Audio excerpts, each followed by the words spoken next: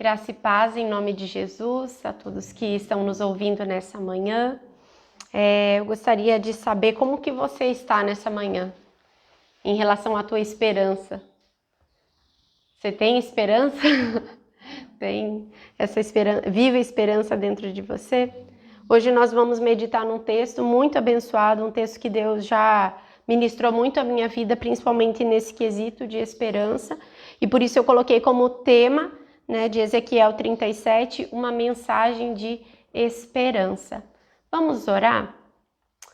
Aleluia, Deus. Obrigado, Senhor, porque nós podemos confiar no Senhor, mesmo, Senhor, diante da morte, mesmo diante dos vales, mesmo, Senhor, diante de situações difíceis. O Senhor é aquele que é misericordioso e sempre traz um alento, uma mensagem de esperança, de ânimo para as nossas vidas.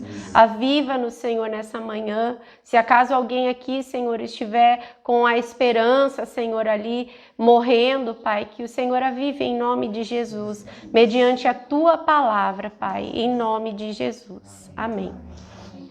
Então, nós vamos ler como primeira parte, E como primeiro ponto, Ezequiel do 37, do 1 ao 10, e eu dei o nome desse primeiro ponto de A Visão. Se você quiser, pode completar a visão do Vale de Ossos Secos, mas eu coloquei apenas A Visão. E diz assim, versículo 1: Veio sobre mim a mão do Senhor. Ele me levou pelo Espírito do Senhor e me deixou no meio de um vale que estava cheio de ossos. E me fez andar ao redor deles. Eram muito numerosos na superfície do vale e estavam sequíssimos. Então me perguntou: Filho do homem, acaso poderão reviver estes ossos? Respondi: Senhor Deus, tu o sabes. Disse-me ele: Profetiza a esses ossos e dize-lhes: Ossos secos, ouvi a palavra do Senhor. Assim diz o Senhor Deus a esses ossos: Eis que farei entrar o Espírito em vós e vivereis. Porei tendões sobre vós e farei crescer carne sobre vós. Sobre vós estenderei pele e porei em vós o Espírito e vivereis. E sabereis que eu sou o Senhor. Então profetizei segundo me fora ordenado. Enquanto eu profetizava, houve um ruído de um barulho de ossos que batiam contra ossos e se ajuntavam cada osso ao seu osso. Olhei e eis que havia tendões sobre eles, e cresceram as carnes, e se estendeu pele sobre eles, mas não havia neles o Espírito. Então ele me disse: Profetiza ao Espírito, profetiza, ó Filho do homem, e dize-lhes: Assim diz o Senhor Deus: Vem dos quatro ventos, ó Espírito, e sopra sobre estes mortos, para que vivam. Profetizei como ele me ordenara, e o Espírito entrou neles, e viveram, e se puseram em pé, um exército sobremodo numeroso. Que abençoado texto, A gente vê no capítulo 36 que Ezequiel ele já estava tendo aquela revelação da restauração de Israel. Ele já estava tendo a revelação de que Deus iria levar aquele povo que estava numa condição precária a uma condição de restauração. Porém, o que eu acho interessante é que no capítulo 36, Deus leva o nosso profeta aqui, Ezequiel, a profetizar sobre o quê? Vocês lembram quais eram as coisas, sobre quem que ele levava a profetizar? Sobre Israel. Mas ele leva a profetizar sobre os montes, sobre os outeiros. Parece que o Senhor não leva ele a profetizar propriamente sobre o povo de Israel. Ele já estava tendo aquela revelação. Mas o Senhor fala, profetiza sobre os montes, sobre os outeiros, sobre essa questão de restauração em que o Senhor iria promover isso a ponto de dar a eles o Espírito do Senhor. Só que aí no capítulo 37, o Senhor leva, olha ali, diz assim no versículo 1, Veio sobre mim a mão do Senhor e ele me levou pelo Espírito do Senhor e me deixou no meio de um vale que estava cheio de ossos e me fez andar ao redor dele. Então a gente precisa pegar essa visão e se colocar nessa situação. O Senhor estava vendo a condição atual de Israel. E a condição atual de Israel é que eles estavam mortos. A gente vai ver mais para frente que tipo de morte que eles estavam, né, tendo. Mas ali é uma visão. E nessa visão ele estava ali, andando por meio de um monte de ossos. Ele fala, eram numerosos e eram sequíssimos, ou seja, não havia nenhuma possibilidade natural de vida. E diante desse quadro que não havia possibilidade natural nenhuma de vida, o Senhor faz uma pergunta para o profeta. Acaso esses ossos podem voltar a viver? E aí o profeta, ele lança para o Senhor, né? Senhor, tu sabes. Ele mesmo não sabia se aqueles ossos podiam voltar a viver, porque humanamente seria impossível. Só que ali o Senhor dá uma ordem, e uma ordem que é obedecida pelo profeta. Dentro dessa visão, o profeta se coloca na condição de profetizar sobre esses ossos. O que é profetizar? O que é uma profecia? É anunciar uma coisa que vai acontecer no futuro. Não é meramente uma adivinhação. Ele tinha a função de anunciar o que ia acontecer no futuro, o trabalhar de Deus em cima daqueles ossos.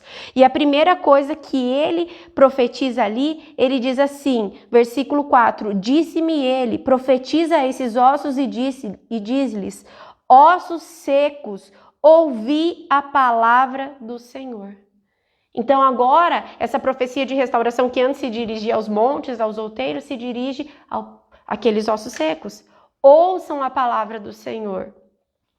E diante daquela palavra do Senhor, olha o que dizia essa palavra. Assim diz o Senhor Deus a estes ossos, eis que farei entrar o Espírito em vós e vivereis. Essa era a palavra do Senhor. Eu vou fazer o Espírito entrar em vocês e vocês vão viver. E mesmo que humanamente não era possível aqueles ossos viverem, o profeta crê na palavra de Deus e ele obedece. Ele fala assim, eu fiz conforme o Senhor me ordenou e eu profetizei sobre aqueles ossos.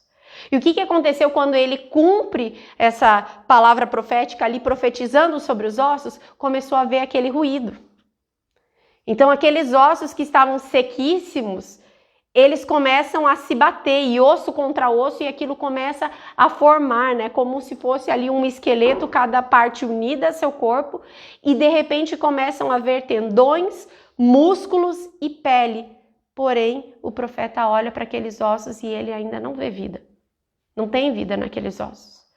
E aí, o que o Senhor fala? Agora, a profecia que antes era para os montes e outeiros, depois virou para os ossos. Agora o Senhor dá uma nova ordem para esse profeta. E o que ele diz?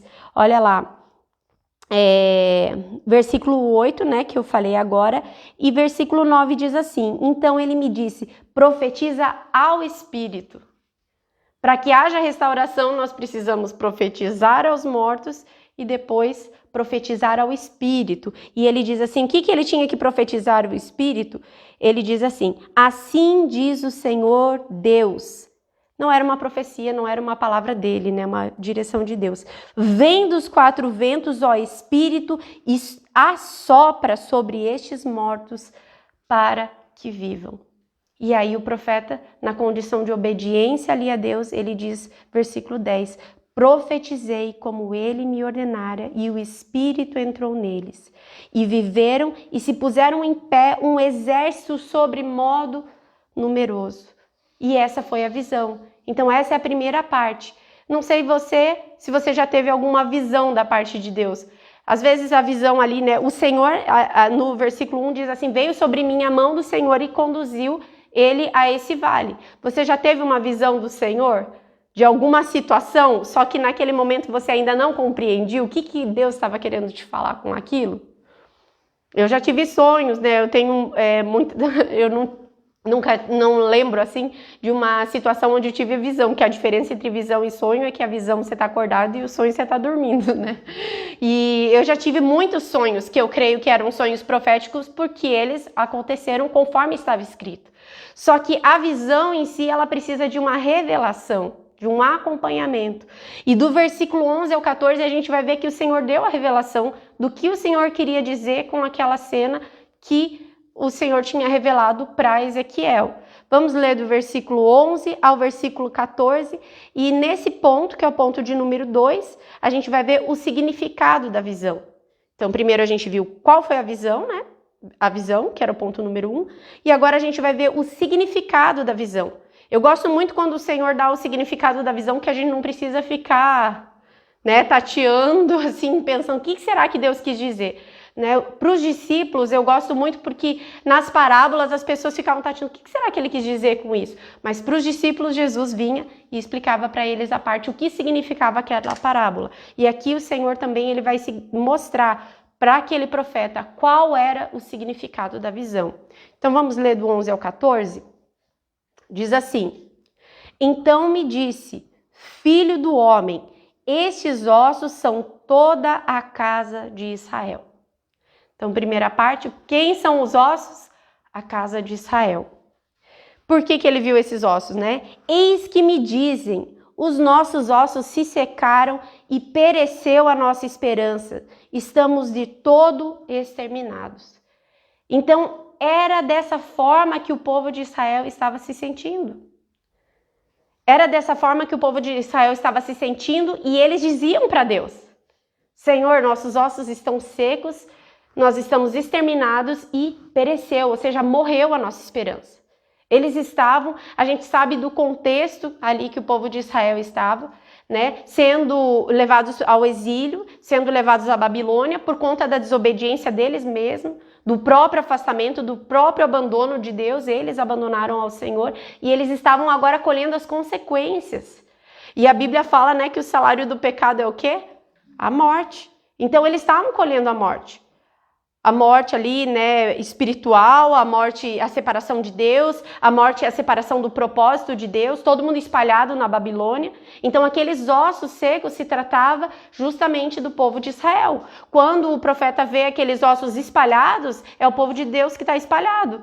É o povo de Deus que deixou de ser uma nação, é o povo de Deus que está humilhado, é o povo de Deus que está morto, né? E ali eles falaram para Deus. Olha como é diferente, né, quando a gente está numa situação até mesmo de esperança, mas a gente dizer, porque o Senhor falou, eis que me dizem. Então era o povo mesmo que estava dizendo, ó, gente, não tem mais esperança, não tem mais. E aí o Senhor vem com essa mensagem de esperança, né, que é o nosso terceiro ponto ali, uma mensagem de esperança. Versículo 12, portanto, profetiza e dize-lhes, assim diz o Senhor Deus, eis que abrirei a vossa sepultura e vos farei sair dela, ó povo meu, e vos trarei a terra de Israel. Então aquilo que parecia ser impossível, aquilo que parecia ser o fim, Deus dá uma palavra para o profeta Ezequiel, que já tinha profetizado acerca, vamos supor, desse afastamento, dessa morte. Agora o Senhor dá uma nova mensagem. E essa mensagem não é mais de condenação, é uma mensagem de esperança. Então ele diz isso, eu vou abrir a sepultura de vocês, vocês estão se sentindo mortos? Vocês estão como esses ossos? Eu vou abrir a sepultura. E o que eu vou fazer? Ele diz ali, né? E farei vocês saírem dela. Ó povo meu, e vos trarei a terra de Israel. Isso era algo que era impossível. E Deus traz essa mensagem. E qual é o propósito dessa mensagem de esperança? Versículo 13. Sabereis que eu sou o Senhor, quando eu abrir a vossa sepultura e vos fizer sair dela, ó povo meu. A gente sabe que aquele povo estava vivendo na idolatria, que aquele povo estava adorando falsos deuses, que aquele povo havia se perdido do propósito de Deus. Mas aqui o Senhor diz que quando eles saíssem da sepultura, eles iam saber o quê? Quem era o Deus verdadeiro. Então, aqui está cumprindo o propósito, né, desse avivamento ou até mesmo reavivamento, né? Porque eles conheciam o Senhor, abandonaram e agora o Senhor tinha que reavivá-los, né? E versículo 14, porém vós o meu espírito e vivereis, e vos estabelecereis na vossa própria terra. Então sabereis que eu sou o Senhor. Disse isto e o fiz, diz o Senhor. Então tudo aquilo que o Senhor fala, tudo aquilo que o Senhor promete, tudo aquilo que é profecia do Senhor, o Senhor fala e o Senhor cumpre. Agora, para o Senhor falar e cumprir, existe um processo, e é esse processo que nós, como crentes em Cristo, precisamos entender. Qual que era o processo? Primeiro, o Senhor revelou a visão para o profeta. O profeta, ele já estava profetizando restauração para o povo. Só que o profeta não sabia como que o povo estava se sentindo. E o Senhor levou ele a entender como que o povo estava se sentindo. Muitas vezes Deus dá a palavra e a gente fica ali anunciando. E aquela palavra parece que não gera vida porque você não conhece o coração da pessoa. Mas Deus conhece. Né? E o profeta sabia, Senhor, tu sabes, eu não sei se vai ter vida, se não vai ter, o Senhor é quem sabe. E o Senhor revela isso para o profeta. É assim que o povo está se sentindo, como esses ossos secos, é isso que eles dizem para mim.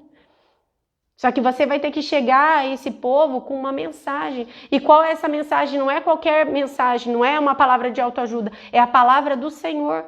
Por isso nós, na condição de profetas, nós na condição de embaixadores do reino de Deus, nós precisamos pregar a palavra, porque é a palavra que gera vida. É a palavra do Senhor que gera vida. Então, a gente, na qualidade de profeta, a gente precisa falar para as pessoas, mesmo que elas estejam como aqueles ossos secos. Às vezes a gente fala a palavra e a pessoa está ali, né? Parece que não está acontecendo nada, mas continua profetizando. Quando eu recebi essa palavra, uma das vezes, todas as vezes que eu recebi essa palavra era quando a esperança estava indo para o ralo. Havia determinadas áreas que eu falava, não tem esperança, Senhor. E eu abri meu coração para Deus muitas vezes. Senhor, não sei, o Senhor sabe. O Senhor sabe. E aí eu me lembro como se fosse hoje de uma experiência que eu tive com o Senhor em 2012, quando eu estava no seminário. E eu fui deitar e eu falei, Deus, eu preciso tanto de uma palavra, Senhor, fala comigo. E era numa situação que eu estava sem esperança. E eu lembro que eu deitei na cama e eu falei, Deus, eu preciso de uma palavra. Como que eu ouvi uma palavra de Deus ali naquele momento? Então eu peguei o fone de ouvido, coloquei no rádio ali, né, no celular.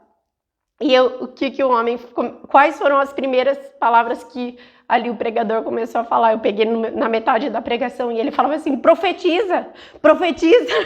E eu estava deitada ali, eu comecei a profetizar. Falei, Deus, eu não vejo, mas o Senhor sabe, o Senhor pode. E eu comecei a crer naquela palavra. E Deus, ele traz essa esperança para a gente. Né? Mesmo que as circunstâncias sejam as mais difíceis, a gente crê no Deus que é o Deus do impossível. E nós precisamos chegar nessa condição desse profeta. Tu sabes? Ou na condição daqueles homens, né, que encontravam com Jesus, estavam ali leprosos e tudo. Tu podes? Aquilo que a gente não pode fazer, aquilo que a gente não tem o conhecimento, o Senhor sabe e o Senhor pode. E nós precisamos crer, nós precisamos ter a nossa fé, a nossa esperança reavivadas no Senhor. Isso na condição de profeta. Isso na condição de ministros de Deus. Quantos ministros de Deus já perderam? Imagina se nós perdemos a esperança, que palavra que a gente vai trazer para o mundo? Se a palavra que a gente trouxer, ela não vier acompanhada do Espírito, ela é morte. Se eu ficar pregando, falando, mas não vivendo aquilo, de que adiantaria? Deus quer que a gente leve uma palavra de vida para as pessoas. Então, primeiramente, a gente tem que estar convicto disso. Quando eu li, né, do 36, que ele falava profetiza aos montes e aos outeiros, eu fiquei pensando, né, porque a gente fica, antes da gente vir aqui pregar, a gente fica profetizando para as paredes, a gente fica pregando para a parede, a gente fica esperando Deus gerar essa fé em nós, para que a gente possa ser um canal de bênção na vida das pessoas. Se não é morte, se não é mais uma pregação, se não é mais uma palavra. Deixa Deus gerar essa palavra que vem do Senhor. Deixa, como você no seu ministério tá seco, tá morto, você não tá vendo o resultado, deixa o Senhor te levar a conhecer, deixa ser guiado pelo Espírito de Deus para conhecer a realidade de quem você está profetizando. Porque às vezes a gente fica profetizando, mas a gente não entende como que tá a alma dessas pessoas. E o Senhor traz o significado dessa visão para que o profeta entendesse como estava o estado daquele povo. Porque Deus é misericordioso, né? Embora eles estavam colhendo ali fruto do pecado deles, Deus é misericordioso e Deus havia prometido, como eu já falei, né, no capítulo 36, que ele ia, não era por causa do povo, mas por causa do nome dele, porque aquele povo levava o nome dele, então ele ia restaurar. E Deus leva a conhecer esse profundo de como que estava aquelas pessoas para poder que a profecia realmente penetrasse.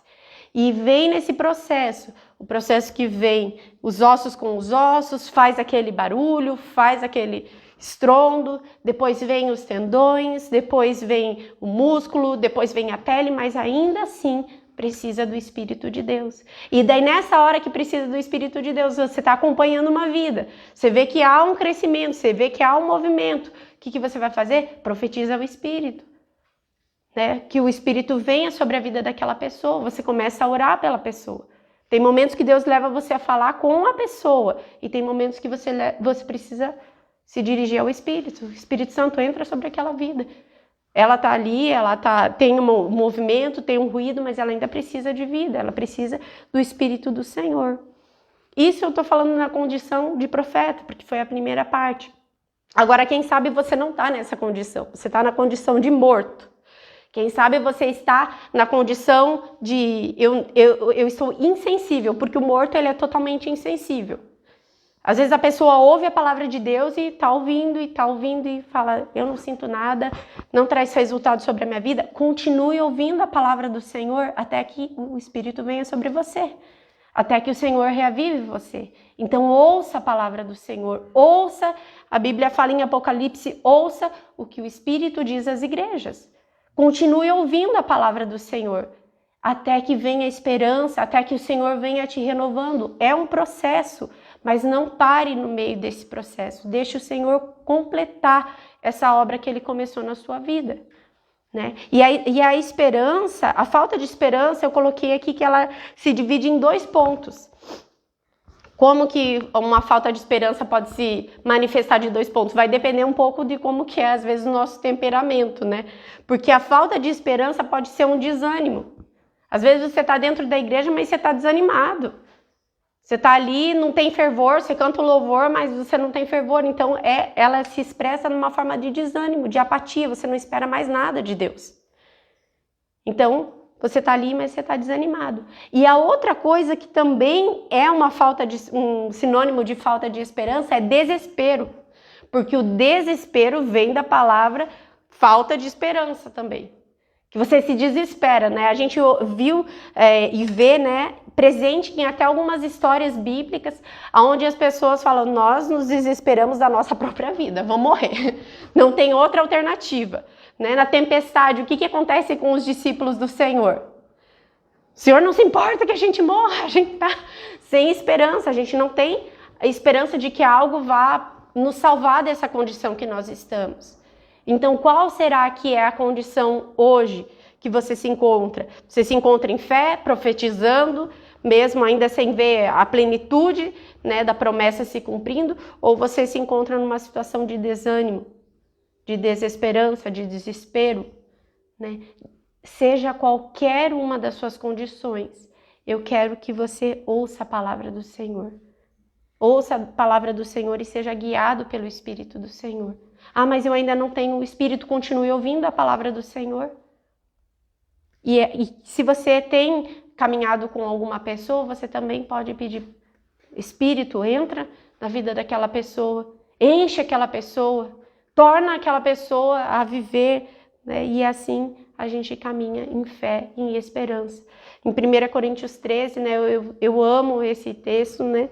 Tem uns textos assim da Bíblia que para mim assim são preciosos, que se eu pudesse, talvez ali como a igreja perseguida, salvar alguns textos e levar, eu levaria Ezequiel 37, levaria o Isaías 6, levaria o 1 Coríntios 13 e no final o que ele fala? O que é importante? A fé, a esperança e o amor, né? Claro, ele diz o mais importante é o amor, mas a gente precisa da fé e da esperança. Deus o livre, né? A gente viver uma vida sem esperança. Mas o Senhor hoje me traz aqui com essa mensagem para trazer esperança para o teu coração, para trazer esperança para a minha própria vida, né? Para que eu continue profetizando, para que eu continue crendo e seguindo em obediência. Eu acho tão tremendo quando ali no versículo 10 ele diz assim, profetizei como ele me ordenara. Então é um estado de obediência do profeta, né? Eu não estou vendo, mas eu estou fazendo aquilo. Você já fez alguma coisa, né? Como crente, fala assim, eu fiz como Deus me ordenou. Deus foi lá e me mandou ir a tal pessoa e falar aquilo. Você às vezes não está nem compreendendo, mas Deus me mandou ir lá, ó. Deus me mandou vir aqui te entregar esse bilhete. Ou Deus me mandou ir lá e dar um dinheiro para tal pessoa. Mas eu fiz como o Senhor ordenou. Você talvez ainda não entenda todo o processo. Até ali, ainda o Senhor não tinha dado o significado da visão, Ele só deu uma ordem. Então, muitas vezes nós precisamos, né, para que as coisas no reino de Deus se movam, aconteçam, seguir em obediência à palavra de Deus, mesmo que a gente não veja. Isso é fé, né? Então, vamos orar pedindo ao Senhor, aviva a nossa esperança, aviva a nossa fé e aviva a fé de outras pessoas através também da nossa própria vida. Amém? Pai, nós te agradecemos por essa palavra, Senhor. Pedimos, Deus, que em nome de Jesus, assim como o Senhor levou ali o profeta a ver a realidade, ali o que aquele povo estava vivendo, Senhor, e o Senhor também o conduziu a falar a palavra do Senhor, em obediência aquele profeta atendeu e proclamou a palavra do Senhor. E ele viu o Senhor despertando, Pai, aqueles ossos que estavam sequíssimos, unindo, Senhor, aqueles ossos e fazendo uma obra, Deus, que não parou por aí, Deus. A tua palavra diz, Senhor, que chegou até aquela plenitude, ossos com ossos, e ali veio, Senhor, os tendões, e veio a carne, e veio a pele, mas ainda assim faltava, Senhor, o Espírito. Muitas vezes, Senhor, nós vemos pessoas onde falta o Espírito. Isso significa que ainda há morte, Pai. Nos ajuda, Senhor, a identificar essa situação e a profetizar ao Espírito, Pai. Como nós precisamos do Espírito. A cada dia, Senhor, derrama, Senhor, mais da porção do Teu Espírito Santo sobre nós e sobre aqueles, Pai, que nós temos pregado o Evangelho, em nome de Jesus. Oramos também, Senhor Jesus, para aqueles que hoje se encontram desanimados, se encontram desesperados, Deus, que venha, Senhor, ali uma palavra, uma mensagem, que não venha de nós, mas que venha do alto, ao encontro, Senhor, da necessidade, Pai. Em nome de Jesus, o Senhor sabe o coração de cada um, que o Senhor gere essa palavra para que hoje a gente possa despertar em vida e em esperança, Senhor, aqueles que estão mortos, Pai. Em nome de Jesus. Amém. Amém. Deus abençoe o seu dia. A paz do Senhor.